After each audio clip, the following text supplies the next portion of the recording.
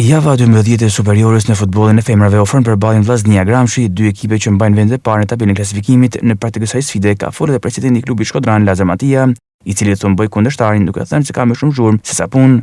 Realisht nga pikët është rivali kryesor i joni, sepse është në vendin e dytë. Mendojmë që është ekip i formatuar mas ekipit Vllaznisë edhe nga pikë, por edhe nga përballja që ka. Ekip me ka kualitet e mërën, është një ekip më shumë zhurmë se sa punë edhe pse është në vendin e dytë. Megjithatë ne që bëjmë ndeshje në stadium këtu nuk është qëllimi që t'i japim rëndësi ndeshjes, por është qëllimi të promovojmë futbollin e femrave dhe të promovojmë ekipin tonë realisht, sepse është një ekip që meriton gjithçka. Edhe zhvillimi i ndeshjes është normalisht udhëzim edhe nga federata që ekipet e vajzave të lozin aty ku lozin ekipet e djemve.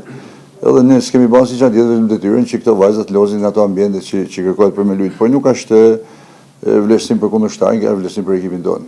Pa një ekip i mirë do të bëjnë diferencë, edhe nëse një arbitër gabon ose marr ndeshjen keq, mund të jetë edhe objektive ose subjektive.